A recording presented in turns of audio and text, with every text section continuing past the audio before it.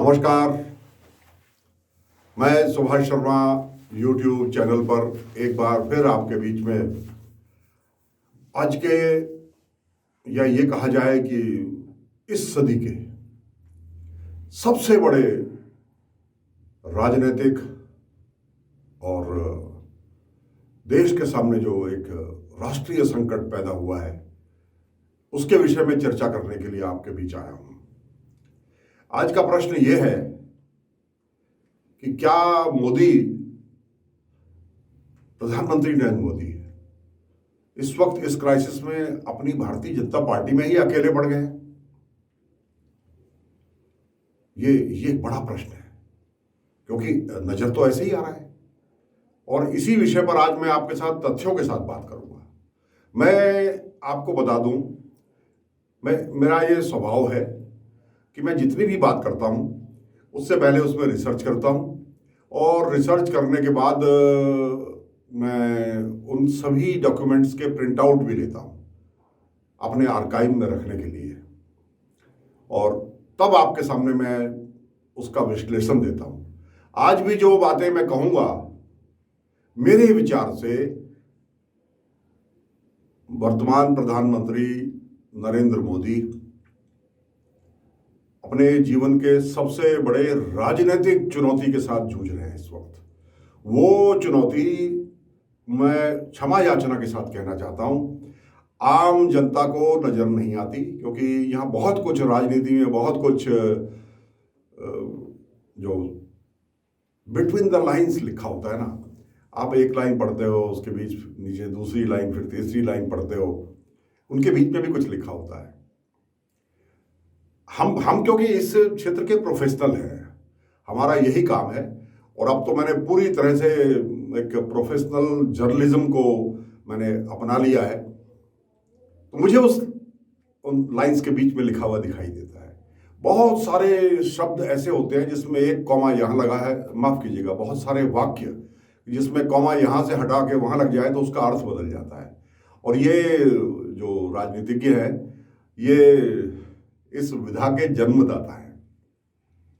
अपनी बात कह भी देते हैं और भविष्य में अपनी बात को दोहराने के लिए या उससे मुकरने की गुंजाइश भी रखते हैं। ये राजनीतिक चरित्र है हमारे यहाँ का।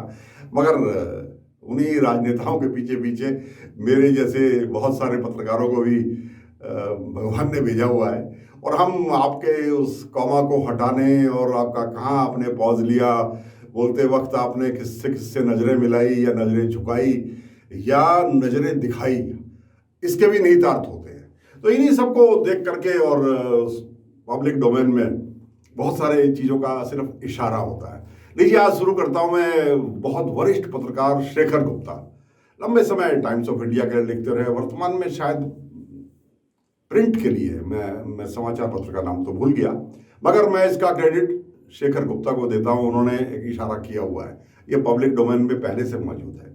मैं तो आपके सामने उसका विश्लेषण भर दे रहा हूं। आज स्थिति ऐसी है, और ये स्थिति मोदी की स्वयं की बनाई हुई है। जब मैं मोदी बोलता हूं तो अमित शाह उसमें स्टेपनी की तरह है। जैसे आप आपकी कार में 4 पहिए होते हैं ना, लेकिन आप एक्चुअली 5 पहिए होते हैं, 5वां आप डिक्की में लेके चलते हैं।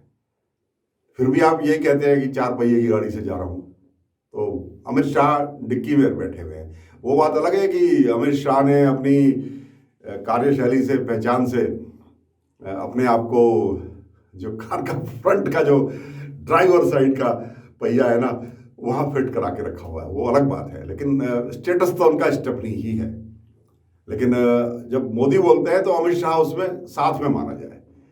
तो मोदी आज बिल्कुल अकेले हैं, और अकेले इसलिए है कि उन्होंने अपनी कार्यशैली ऐसी बना ली अमित शाह के माध्यम से, और स्वयं भी, कि आज छोटा बड़ा कोई भी काम, किसी भी मंत्रालय का, देश का, विदेश का, प्रदेशों का, कैसा भी कोई काम हो, उस काम को वो स्वयं करते हैं। उन्होंने सारी शक्तियां अपने हाथ में ले ली। ये अधिनायकवाद का ये आधार होता है, आधार, ये डिक्टेटरशिप। और बड़ा मजा भी इसमें आता है, क्योंकि जब आपकी उंगलियों के इशारे पर सब चीज़ें नाचने लगे ना, तो आपको बड़ा आनंद भी आता है। आज स्थिति ये हो गई कि तमाम विशेषज्ञों की राय को ठुकरा कर, अब मैंने विशेषज्ञों की बात की है तो मैं बता देता हूं, वरिष्ठ पत्रकार शेष नारायण जी ने आज सुबह, शेष नारायण सिंह बहुत वरिष्ठ पत्रकार हैं और मेरे मित्र हैं, कई विभिन्न समाचार पत्रों में उनके संपादक रहे हैं, वर्तमान में भी है, और बड़े धीर गंभीर पैनलिस्ट हैं। वो सच्चाई के आसपास ही उनका सारा ध्यान होता है। वो अपने पैनल डिस्कशन में भी ऐसे तथ्य ला करके अपनी बात को सिद्ध कर देते हैं। तो आज उन्होंने जो भेजा है वो चौंकाने वाला है। संसदीय समिति ने पिछले वर्ष ही बता दिया था कि भविष्य में, सरकार को ये नोट भेजा था कि भविष्य में ऑक्सीजन का क्राइसिस होने वाला है, बहुत बड़ा क्राइसिस। ऑक्सीजन की उपलब्धता, उसके औद्योगिक यूज के बाद जो ऑक्सीजन बचती थी मेडिकल ग्रेड की, मेडिकल यूज के लिए, मेडिकल ग्रेड का मतलब जो ज्यादा प्योर है, प्योरिटी से मतलब है। मेडिकल ग्रेड में आपात स्थिति में इंडस्ट्रियल गैस भी इस्तेमाल की जा सकती है, ऐसा नहीं है कि नहीं होती वो ऑक्सीजन। तो ऑक्सीजन है, तो ऑक्सीजन को मेडिकल ग्रेड की ऑक्सीजन कितनी बचती है, और अगर जरा सा ये संक्रमण फैला तो इसकी रिक्वायरमेंट कितनी हो जाएगी, इसका आकलन भारत की संसद ने पिछले वर्ष ही कर लिया था, और पिछले वर्ष करके ये भारत सरकार को भेज दिया था। अब उस पर कितना अमल मोदी सरकार में हुआ ये तो मोदी जी को देखना है। आज स्थिति यह है कि मोदी जी, अमित शाह, उनके आदेश पर और तमाम लोग जो उनके चहेते थे, और जेपी नड्डा जी की तो मजबूरी है, वो तो, और उनका अधिकार भी है, वो तो पार्टी के राष्ट्रीय अध्यक्ष है। ये सब कलकत्ता, असम और इन चुनाव में लगे रहे, और इधर कोरोना की रफ्तार धीरे धीरे बढ़ती चली गई, और सबको दिख रहा था कि ये जो इसको, किसी ने इसको दूसरी वेव कहा, किसी ने इसको तीसरी वेव कहा, तो ये कहाँ पहुंचने वाली है, ये सबको अंदाजा इसका हो रहा था। मगर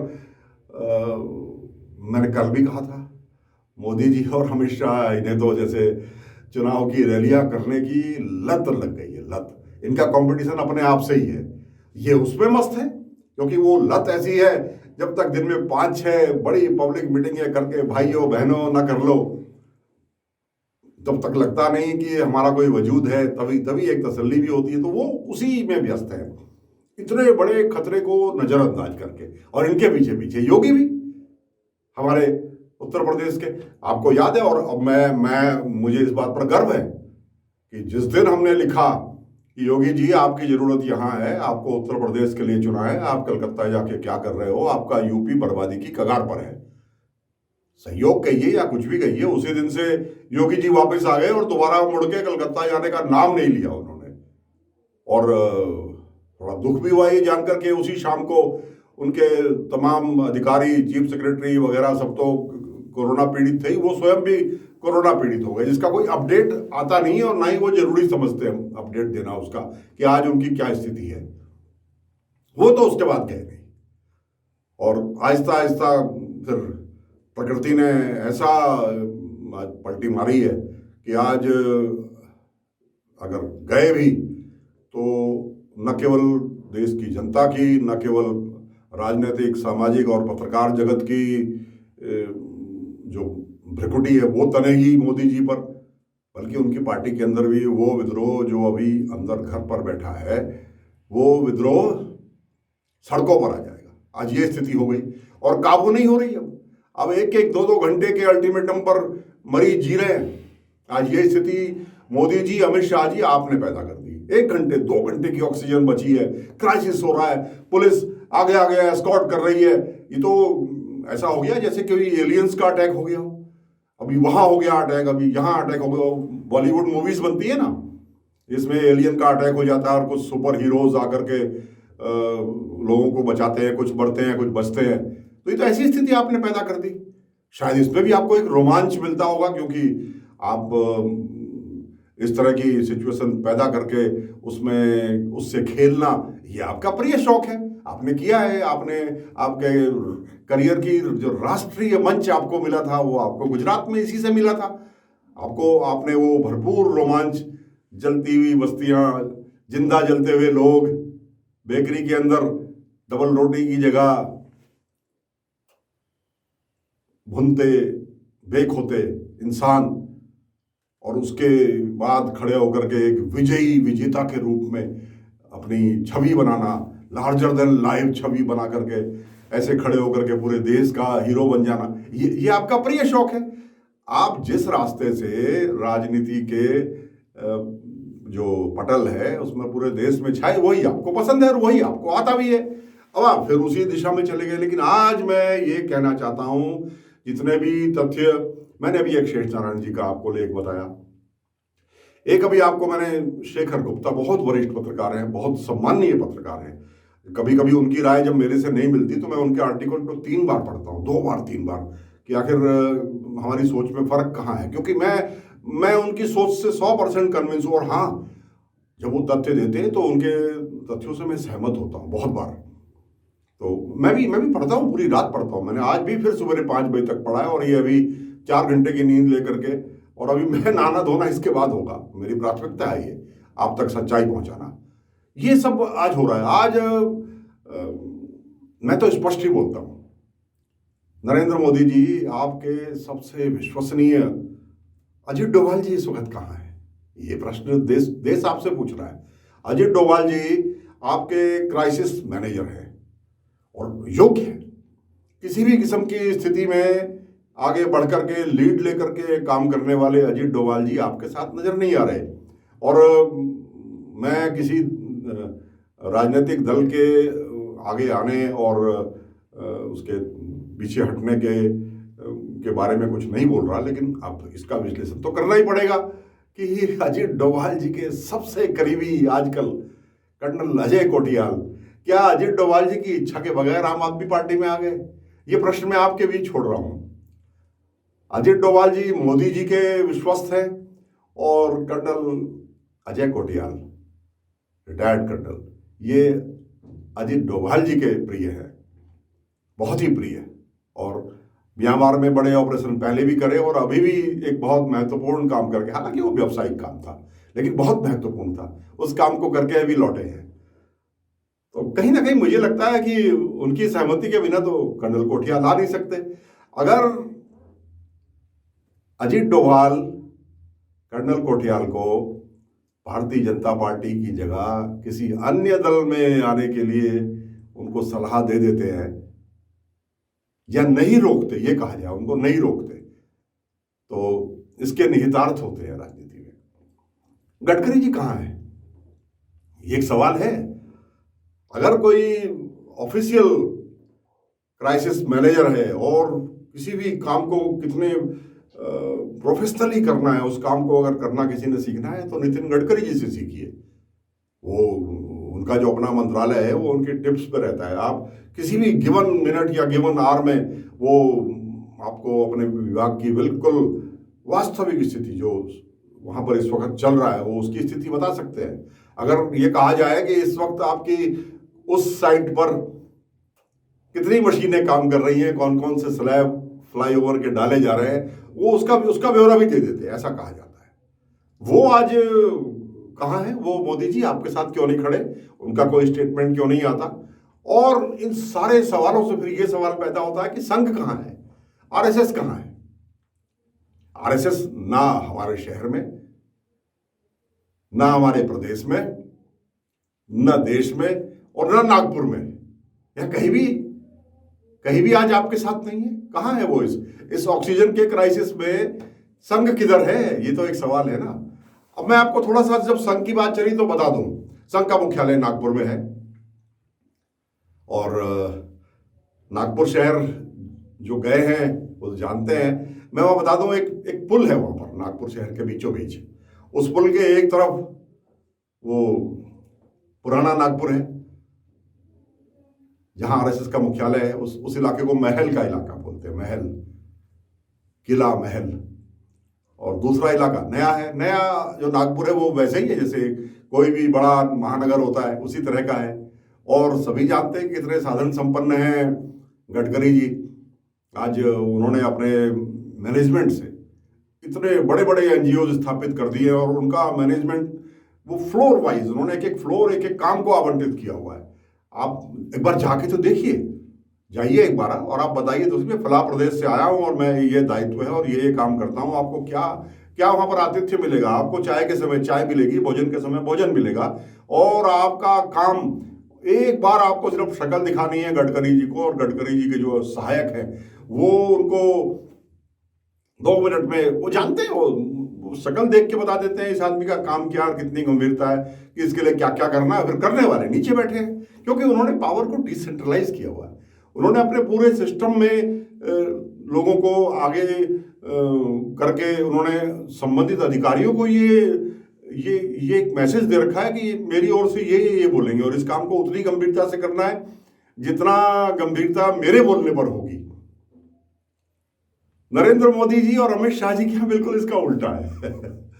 आज स्थिति ये हो गई कि अगर एक ऑक्सीजन गैस बनाने वाले से भी बात करनी है ना, 60-70 लाख का प्लांट होता है, कोई बहुत बड़ा प्लांट नहीं है, छोटा सा प्लांट है, प्रोसेस है, उस प्रोसेस में ऑक्सीजन बन जाती है। तो कहीं से लाना नहीं है, तो हवा है, हवा को खींचो, उसको लिक्विडिफाई करते रहो। तो छोटा सा प्लांट, आज उससे भी आज अगर बात करनी है, अगर आगे उनको कोई हिदायत देनी है या उनकी कोई परेशानी है, तो वो मोदी जी से ही बात करते हैं, और मोदी जी उनसे बात करते हैं, क्योंकि मोदी जी ने किसी और को पावर ही नहीं दी, वो किसी और पे विश्वास ही नहीं करते। क्योंकि हो सकता है उनका अपना पुराना कोई इस तरह की बैकग्राउंड रही हो कि उन्हें लगता होगा कि ना विश्वास मत करना, क्योंकि आप पे भी बहुत लोगों ने विश्वास किया। अब क्या पता आपकी क्या बैकग्राउंड वहाँ रही है कि उनके विश्वास पे आप खरे उतरे कि नहीं उतरे। तो यही आप अपने जीवन में आपने अपना लिया कि किसी को भरोसा ही ना करो, सारे काम खुद करो। तो अब मोदी जी क्या क्या करोगे आप? आज आपको सहायकों की जरूरत थी। आज इस क्राइसिस के टाइम पर राजनाथ सिंह जी, पहली बार इस देश के अंदर ऐसा हुआ है कि एक डिफेंस मिनिस्टर, रीढ़ की हड्डी वाला डिफेंस मिनिस्टर, उन्होंने पूरी तरह डिफेंस को इस वक्त टेक ओवर कर लिया है। आपने तो डिफेंस में दखल के लिए भी अपने चहेते अधिकारी बैठा दिए थे। मैं किसी अधिकारी का यहाँ पर अपमान नहीं कर रहा, मगर ये हमारे यहाँ परंपरा नहीं रही है कि रिटायरमेंट के बाद किसी अन्य अधिकारी को आप वहाँ पर बैठा दें सिर्फ इसलिए कि वो आपका प्रतिनिधि हो, और वो डिफेंस मिनिस्टर को ना रिपोर्ट करके आपको रिपोर्ट करे या आपके हिसाब से वहाँ सब कुछ चले। ये अच्छी परंपरा नहीं है। मैं आपको साफ बता दूं, आर्मी को हमारे यहाँ पर हमेशा सरकार के नीचे रखा गया है, और अगर आर्मी को आप सरकार के बगल में बैठा दोगे तो इसके परिणाम अच्छे नहीं होंगे। पड़ोसी देश देख रहे हैं आप, उधर बांग्लादेश भी कितना खून खराबा वहाँ हुआ, और इधर पाकिस्तान में तो आज भी हो रहा है, और ये वीडियो बनते बनते फिर कुछ हो जाए, वहाँ तो कुछ भी नहीं मालूम। तो ये इस दिशा में मत बढ़ने दीजिए देश को। हमारी आर्मी बहुत वफादार है, हमारी आर्मी ही हमारी ताकत है, उसको ऊपर उसको राजनीतिक चस्का मत लगाइए, ये आपसे कहना चाहता हूँ। जो फौजी रिटायर हो गया, उससे जो काम आपको लेना है वो लीजिए। आपने जनरल वीके सिंह से भी ले रखा है, और कई जनरल्स पहले भी आए, मगर जो ओहदा आप किसी भूतपूर्व जनरल को दे दो वो अच्छा नहीं है। ये भविष्य के लिए अच्छा नहीं है। जो आर्मी का एस्टेब्लिश ढांचा है ये उसके लिए भी अच्छा नहीं है। ये मैं आपसे आज कहना चाहता हूं और देशवासियों को बताना चाहता हूं। आज 4 मंत्रियों के अलावा 5वें मंत्री का तो आप नाम भी नहीं गिनवा सकते कि कोई और मंत्री भी हैं। राजनाथ जी सिर्फ डिफेंस मिनिस्टर हैं आज की तारीख में। उन्होंने पूरी तरह से मौका पाते ही अपना पूरा सिस्टम ओवरटेक कर लिया, क्योंकि इससे पहले के रक्षा मंत्रियों को तो आप कुछ मालूम ही नहीं होने देते थे। जिस वक्त आप राफेल का सौदा कर रहे थे ऑन रिकॉर्ड, उस वक्त के रक्षा मंत्री हमारे गोवा वाले, क्या नाम था उनका, पाणिक्कर जी, उन्होंने तो साफ कहा मैं तो मछली खरीद रहा था उस समय, जो टाइम यहाँ पर समझौते का लिखा हुआ है, मैं तो उस डील में नहीं था, मुझे नहीं पता।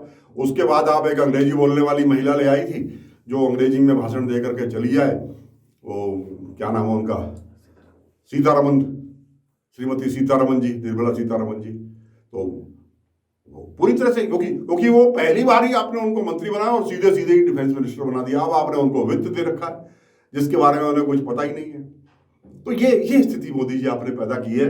और आज आप जो 5 राज्यों के चुनाव हैं उसमें भी आप अकेले थे बिल्कुल। आपके बिना वहां भारतीय जनता पार्टी में पत्ता भी नहीं हिला, और आप नहीं गए तो वहां कुछ हुआ भी नहीं। और देखिए आखिरी के 3 दौर के लिए आपको कुदरत ने ही कान पकड़ के बाहर कर दिया उस सिस्टम से।